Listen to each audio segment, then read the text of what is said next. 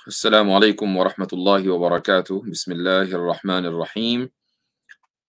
अल्हम्दुलिल्लाहि रब्बिल आलमीन वस्सलातु वस्सलामु अला सय्यिदिल अंबियाइ वल मुरसलीन व अला आलिहि व सहबिहि अजमईन, अम्मा बाद।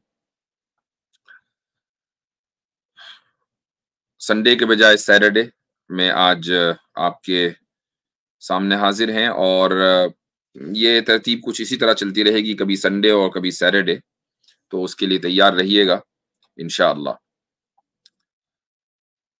अच्छा, आज की जो स्ट्रीम थी उसके ताल्लुक से मैंने पिछले हफ्ते ये बात कही थी। पिछले हफ्ते हमारी विरासत के ऊपर प्रेजेंटेशन थी, कोई तकरीबन 55 मिनट्स की, मेरी और आसिम भाई की, आसिम इफ्तिखार साहब की।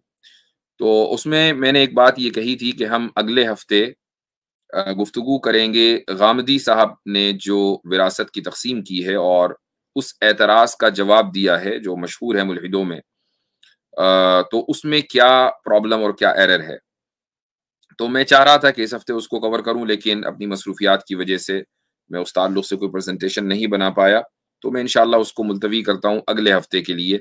दुआ करें कि अगले हफ्ते हम इसको कर लें इंशाल्लाह, ताकि एक चैप्टर जो है वो मुकम्मल हो जाए। आज जो आपके सामने गुफ्तगू होगी वो ज्यादा कोई लंबी चौड़ी नहीं है। मैं सिर्फ एक शख्स की वीडियो के ऊपर तबसरा करूंगा और उस वीडियो को चलाने की भी ज़रूरत नहीं है। हमारे साथ आतिफ रैयान साहब हैं, मैं उनको स्टेज पर ले रहा हूँ। अस्सलाम वालेकुम वरहमतुल्लाह। वालेकुम अस्सलाम, और मेरी तरफ से भी आपको भी और तमाम सुनने वाले नाजरीन को प्यार भरा सलाम। माशाअल्लाह। अच्छा, एक वीडियो काफ़ी वायरल हुई है और वो वायरल इस तरीके से हुई कि मैं यानी मुझ तक काफ़ी लोगों ने उसको भेजा है कि भाई आप इसका जवाब दें, आप इसका जवाब दें, लेकिन मैं अपनी मसरूफियात की वजह से उस वीडियो को नहीं देख सका। वीडियो किसी आचार्य की है, तो उस आचार्य ने जो अचार डाला है, तो थोड़ा-सा आप उसको अपनी ज़बान में चटखारे लेकर बताएँ कि क्या अचार है, ताकि उसका जवाब दिया जाए। जी। जी, जी, बिल्कुल। अच्छा, वो बकरा ईद के ताल्लुक से उन्होंने एक पैनलिस्ट बिठाए थे, 2-3 लोग थे हज़रत, तो कोई तो उन्होंने उनका जो कोई सवाल पूछने वाला था, उनका कोई दोस्त रहा होगा मुस्लिम, तो उन्होंने उनसे कहा कि भई ये कुर्बानी वग़ैरह मत किया करो, जानवरों को जो है मारा मत करो, ये तो सही बात नहीं है, मांसाहार करना। तो उधर से मुस्लिम साहब ने जो जवाब दिया कि भाई हम पूरा डेटा लेके बैठे हैं, उन्होंने आपस में डिस्कशन किया कि ये डेटा है और हमारा जो डेटा है वो और लोगों के मुकाबले वो जो है बड़ा कम है। तो डेटा कुछ इस तरह से था कि मुस्लिमों का जो आता है कि कुर्बानी वाले दिन ऑल वर्ल्ड में जो है वो 5 या 6 करोड़ के आसपास जो है वो कुर्बानियाँ दी जाती हैं।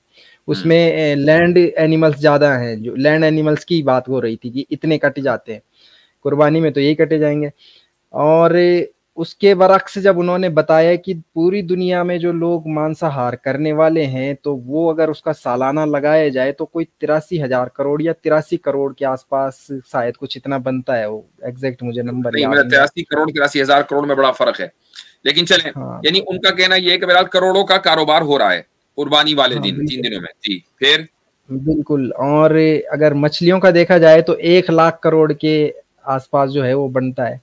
फिर उन्होंने एक और डेटा डाला कि इंडिया जो है वो लैंड एनिमल्स के एक्सपोर्ट करने में जो है वो पहले भी नंबर से भी दूसरे और तीसरे इन तीनों नंबरों पे है, लैंड एनिमल्स, मछली वगैरह पालन और मुर्गी पालन, इन चीज़ों में जो बाहर एक्सपोर्ट किया जाता है, लोगों को मांस परोसा जाता है। तो इंडिया भी इस नंबर सबसे ऊपर ही चल रहा है जो सारी कंट्रीज है। तो फिर आचार्य प्रशांत जी का जो आगे से जवाब था वो लॉजिक की बुनियाद पे तो बिल्कुल सही है, उनको इस पे कोई इनकार तो कर नहीं सकता क्योंकि हकीकत ही यही है।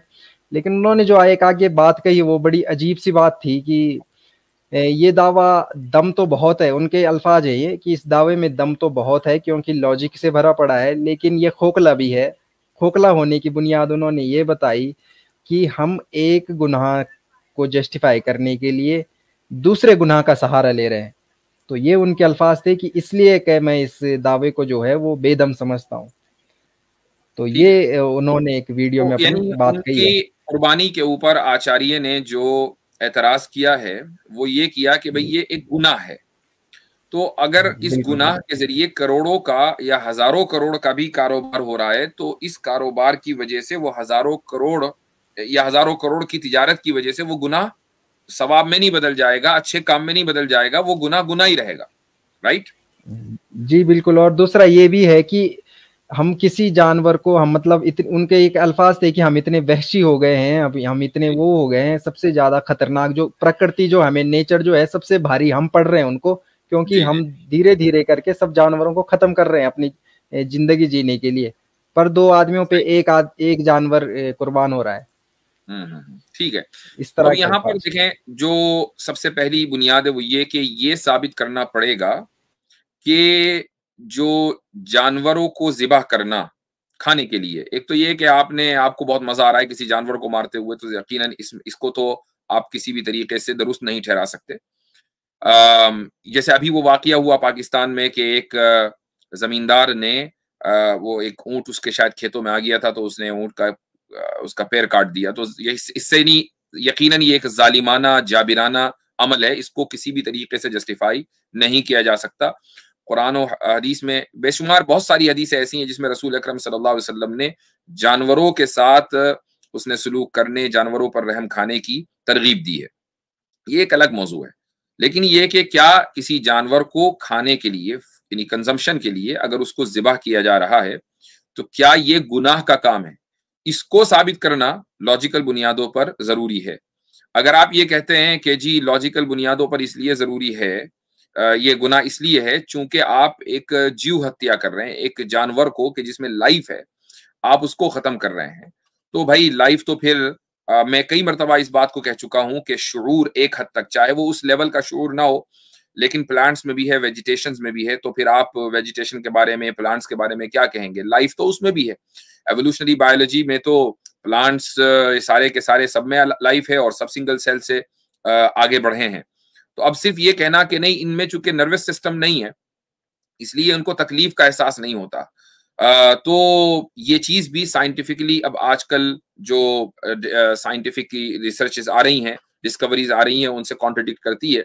और उसकी वजह यह है कि बहुत से साइंटिस्ट ये बात कहते हैं कि जो प्लांट्स हैं उनमें ऑफेंस भी होता है और डिफेंस भी होता है, यानी वो खतरे को भांप कर ऑफेंस भी करते हैं और डिफेंस भी, वो खतरे की इत्तला दूसरे प्लांट्स को दे देते हैं और इस वजह से उनकी ब्रांचेस के जो डायरेक्शन है वो उसको बदल देते हैं। ये बाकायदा रिसर्चेज हैं और ये कोई नई रिसर्च नहीं, बल्कि 70s में एक किताब आई थी।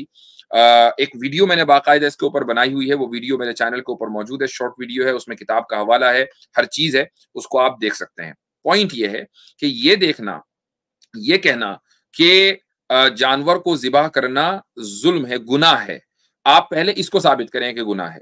और उसको साबित करने के लिए मसलन आप अगर ये कहते हैं कि जी गीता में लिखा है, कि जी महाभारत में लिखा है, रामायण में लिखा है, तो ऐसे बहुत सारे सबूत इन्हीं किताबों से उठाकर पेश कर दिए जाएंगे कि आपके यहाँ हिंदुइज्म में माजी में नहीं, आज भी बलि दी जाती है और इन्हीं किताबों को बुनियाद बनाकर बलि दी जाती है। तो उसके बारे में आप क्या कहेंगे? अगर आप ये कहेंगे नहीं हम उसको नहीं मानते, तो फिर जिसको मानते हैं उसको क्यों मानते हैं? उसका क्या मैकेनिज्म है? उसका कोई मैकेनिज्म है नहीं, उस सिवाय इसके कि आपकी ख्वाहिश ये है कि आप किताब के मसलन महाभारत के फला हिस्से को माने और रामायण के फला हिस्से को मुस्तरद कर दें, फला वेद के उस श्लोक को मान लें और फला स्मृति को मुस्तरद कर दें। ये आपकी अपनी मनचाही ख्वाहिश, बस, इसके अलावा दूसरा कोई दूसरी वजह माकूल इसके पीछे है नहीं। तो जब ये बात तय हो गई कि आप किताब से, यानी अपनी जो स्क्रिप्चर्स हैं, होली स्क्रिप्चर्स हैं, उनकी बुनियाद पर आप इसको साबित नहीं कर सकते कि ये गुनाह है, तो अब आपके पास सिर्फ यही बात रह गई कि हमें ये देखना है कि क्या ये काम इंसानियत के लिए नफा बख्श है या नहीं। गुनाह का जो काम होता है, यानी जिस चीज में खुदा के खिलाफ बगावत है, वो इंसानियत के लिए कभी भी नफा बख्श नहीं हो सकता।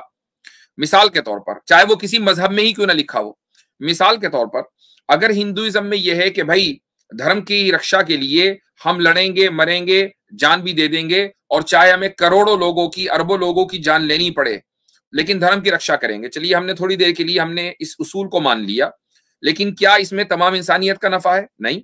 बहुत जो लाखों करोड़ों अरबों लोग आपने महाभारत में निमटाए हैं, उनका तो कोई नफा नहीं हुआ, वो तो नुकसान में थे। लेकिन अगर कोई आदमी खाने के लिए, फूड कंजम्पशन के लिए मछली का शिकार करता है, या मसलन वो किसी जानवर को ज़िबा करता है, वो भैंस को खाता है, बकरा खाता है, गाय खाता है, व्हाटएवर, तो उसमें किसी इंसान का नुकसान नहीं है। उसमें इंसानियत का फायदा ही फायदा है। तो आप या तो अपने इस जो आपकी पूरी लॉजिक है उसकी बुनियाद रखें रिलीजियस स्क्रिप्चर्स के ऊपर। अगर आप रिलीजियस स्क्रिप्चर्स को देखते हैं तो रिलीजियस स्क्रिप्चर्स आपके खुद मजहब के, हिंदुइज्म के, आपके साथ नहीं खड़े हुए हैं।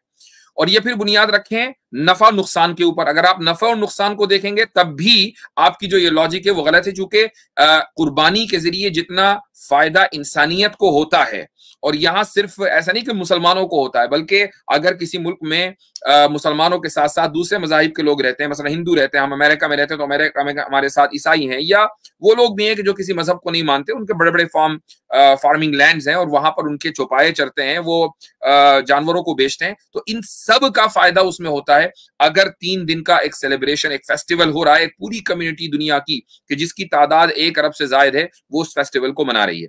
मैं एक मुख्तसर सी वीडियो एक साहब ने फेसबुक के ऊपर अपलोड की थी, तो मैं उसको आपके सामने चलाऊंगा। वो वीडियो मैं दिखाऊंगा नहीं, लेकिन उसकी आवाज आपको जरूर आ जाएगी। आई डोंट नो कि वो आवाज आपको बिल्कुल वाज़ेह सुनाई देगी या नहीं, लेकिन वो एक अच्छा डेटा पेश कर रहे हैं।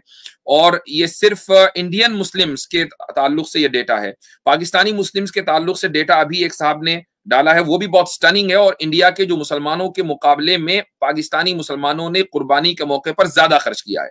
लेकिन चूंकि यहाँ पेट में मरोड़ उन लोगों को के हो रही है जो ये समझते हैं कि नहीं जी, जानवर को ज़िबा करना जानवर के ऊपर जुल्म है वगैरह वगैरह, और खुसूसन वो हिंदुइज्म में से ताल्लुक रखते हैं, तो इसलिए मैं इंडिया का डेटा आपके सामने पेश करना चाहूंगा कि इन 3 दिनों में इंडिया में कितना बिजनेस हुआ है और कितने लोगों का फायदा हुआ है। तो ये वीडियो आप सुन सकेंगे। Just a second.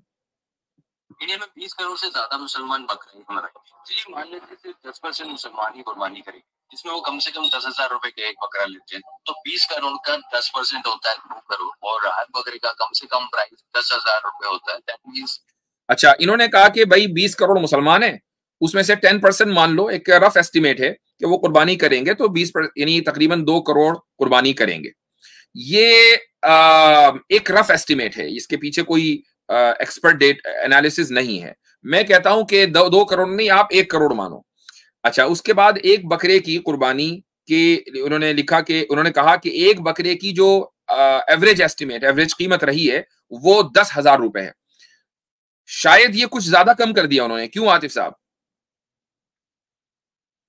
जी जी हजरत, बिल्कुल, मतलब इतने में तो बहुत ज्यादा कम है आज की डेट बकरे में। की 1 रान आएगी ना आजकल, बकरे की 1 रान आ रही है जी। बिल्कुल, तो बिल्कुल। जो मैंने जो कुछ लोगों को से मालूम किया इंडिया में, तो एवरेज जो प्राइसिंग थी शहरों में वो तकरीबन 40,000 थी। क्या ये सही है? लोग भी तस्दीक करें इसकी। हाँ हाँ जी हजरत, जो मतलब 20 किलो से ऊपर का अगर कोई बकरा है तो यही है, उस पे कोई ऐसा 40, नहीं है, तो मतलब ये 8-10 किलो वाले हैं। हम एवरेज 20 मान लेते हैं, ठीक है, 10 नहीं जी 20। जी अब आप जो है 2 करोड़ मुसलमानों के बजाय उसको कर दीजिए 1 करोड़, और बकरे की जो प्राइस है वो 10,000 के बजाय कर दीजिए 20,000। आपका जो रिजल्ट है वही निकलने वाला है तकरीबन, सुने, 10,000 into 2 करोड़ is 20,000 करोड़, जिसका सीधा फायदा किसी चाइनीज या एमएनसी को। तो बकरे की कीमत अगर आप 20,000 मान रहे हैं, 1 करोड़ लोगों ने कुर्बानी की है, तो 20,000 करोड़ जो है वो यहीं पर हो गए। 20,000 करोड़। अब ये 20,000 करोड़ कहां गए? क्या मुसलमानों ने सिर्फ मुसलमानों से मवेशी लिए हैं? नहीं, ऐसा नहीं है भाई। जब बकरा मंडी लगती है तो उसमें हर मजहब के लोग आते हैं अपने मवेशी बेचने के लिए। उसमें मुसलमान भी होते हैं, हिंदू भी होते हैं। जिसकी कीमत ज्यादा अच्छी होती है लोग उससे खरीद लेते हैं। ये नहीं पूछते कि भाई तू मुसलमान है तो मैं तो तुझसे लूंगा, तू हिंदू है तो तुझसे नहीं लूंगा। ये मेंटालिटी मुसलमानों के अंदर नहीं है।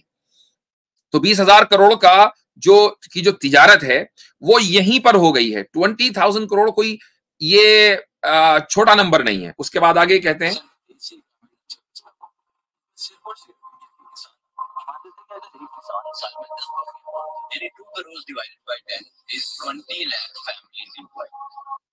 जी हाँ, तो साल में अगर एक किसान 10 बकरियां पालता है तो तकरीबन इन्होंने ये हिसाब लगाया कि 20 लाख फैमिलीज का एम्प्लॉयमेंट हो रहा है अगर हर किसान 10 बकरियां पाल रहा है। जितनी बकरियां ज़िबा होती हैं, तो 20 लाख फैमिलीज को, भाई 20 लाख फैमिलीज को ये छोटा नंबर नहीं है।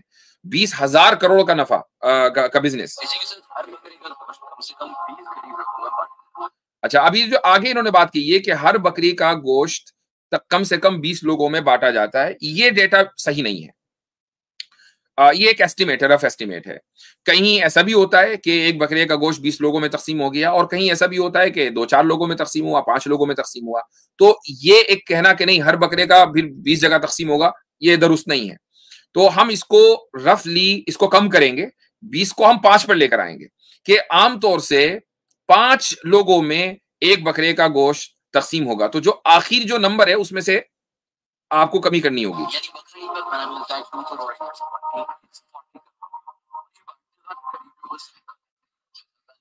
जी हाँ, तो ये कह रहे हैं कि 40 करोड़ लोगों को गोश्त मिलता है।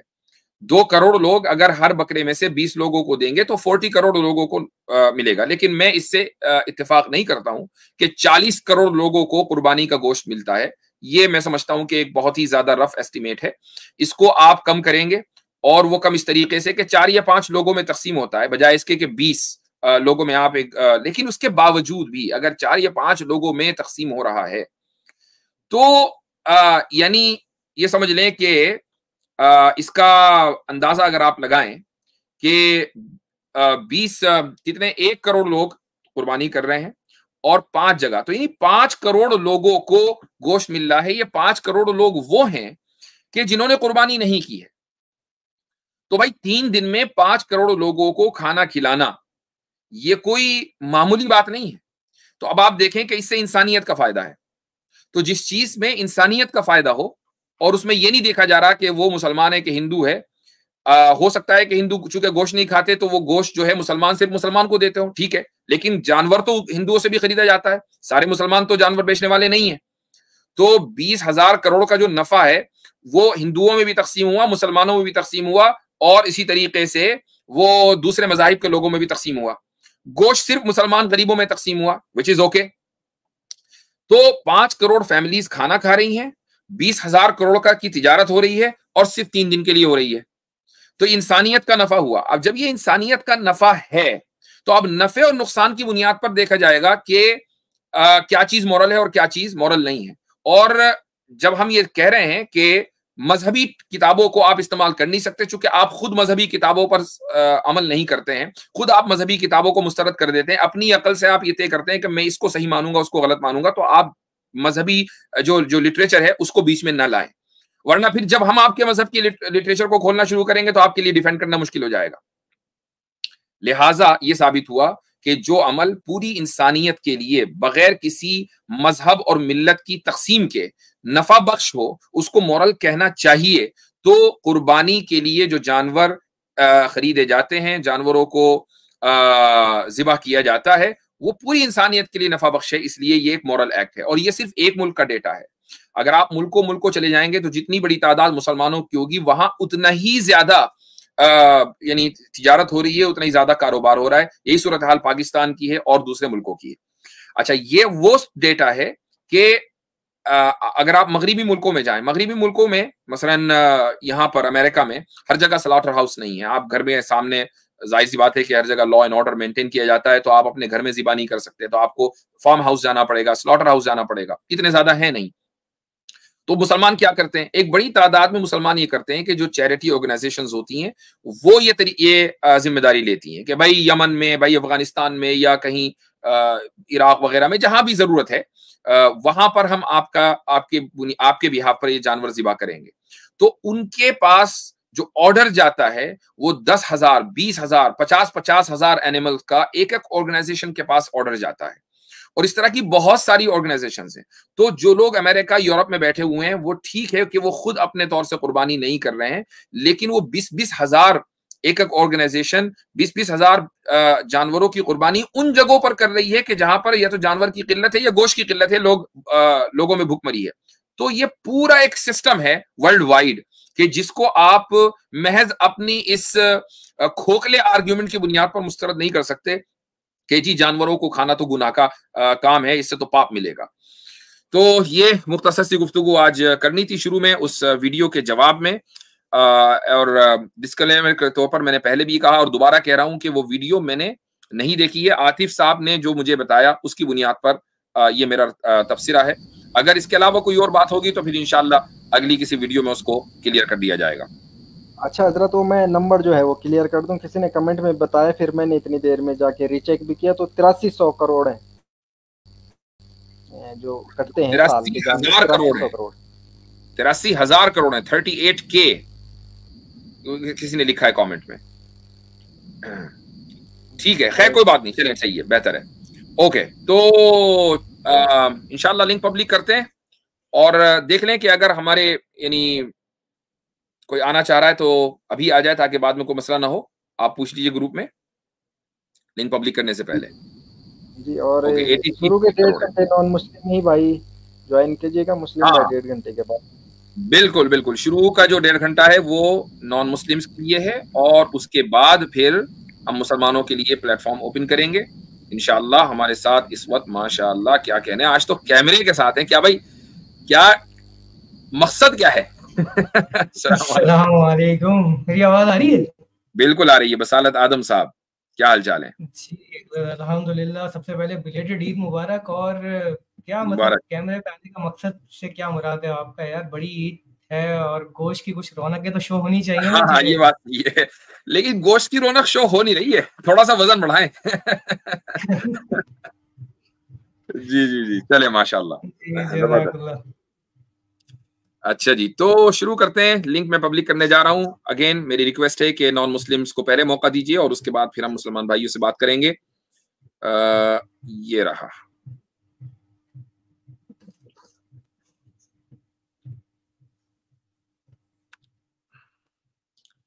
मैं इतने इसको पिन भी कर देता हूं, just a second.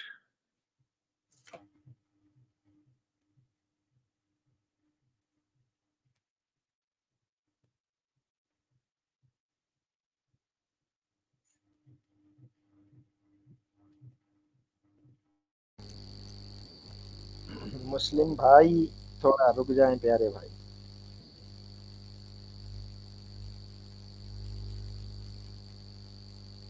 Kick out करना पड़ेगा, फिर फायदा कुछ नहीं।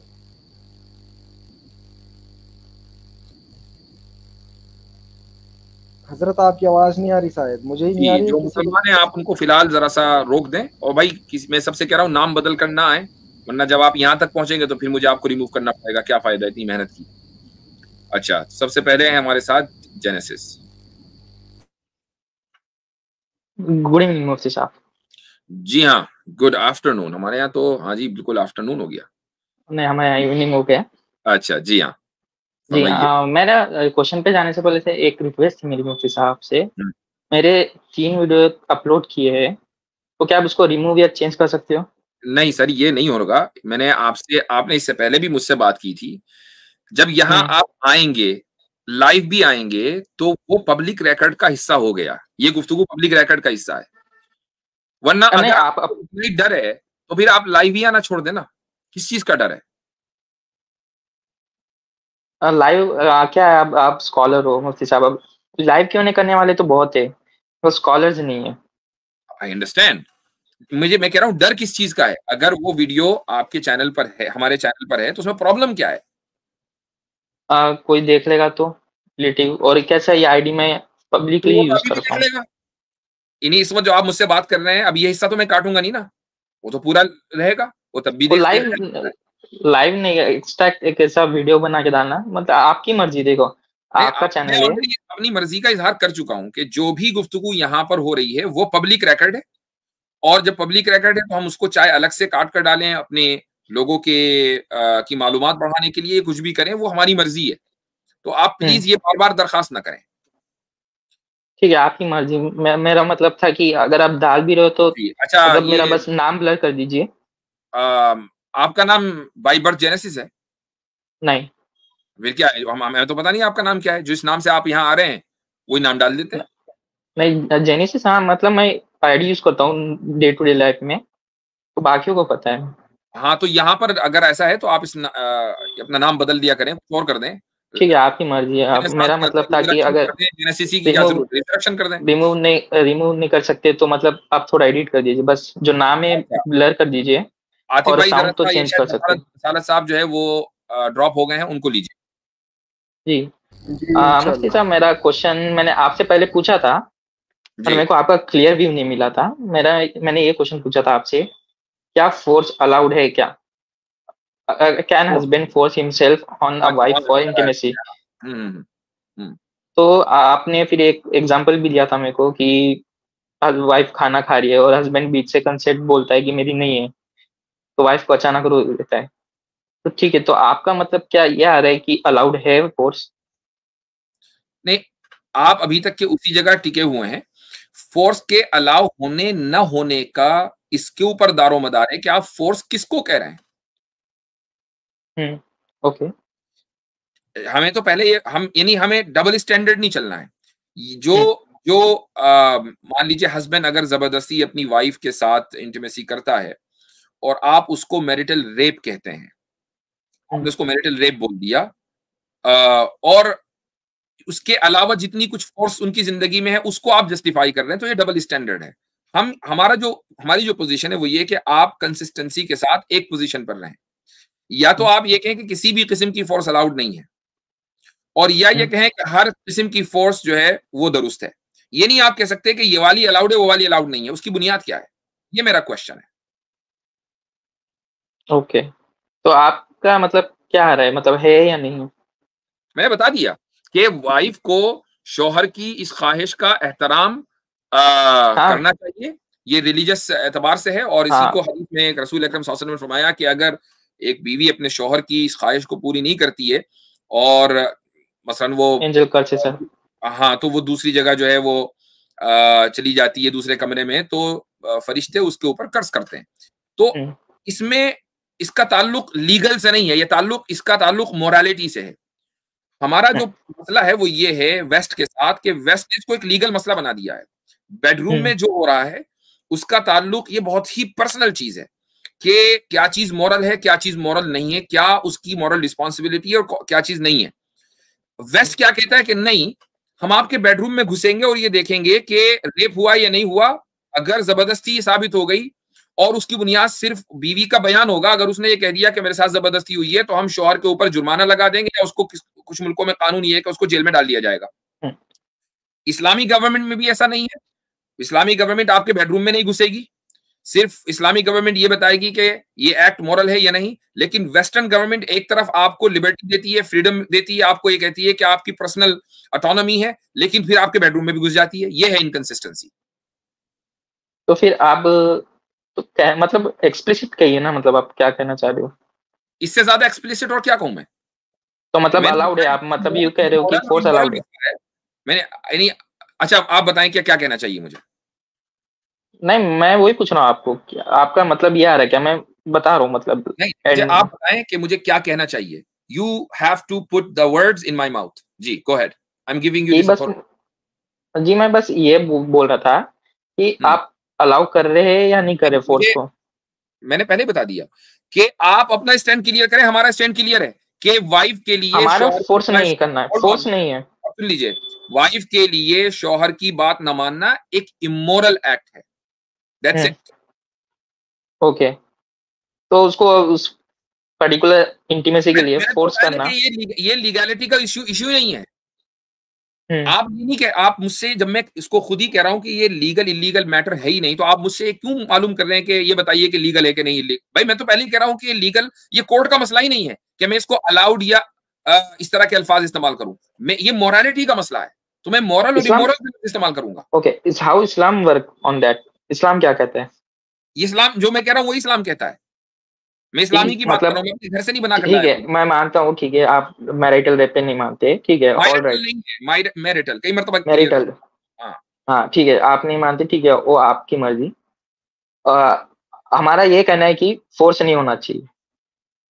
ठीक है, तो फिर हर जगह नहीं होना चाहिए, सिर्फ इसी जगह क्यों? हर जगह मतलब जो मिसाल दी थी खाने की, उसमें भी आप फोर्स नहीं होना चाहिए। नहीं होना चाहिए। मुस्तकिल कंसेंट होता है ना, मुस्तकिल कंसेंट हो, कंसेंट हर लुकमे पे होना चाहिए। तो क्या आप उसके लिए तैयार हैं?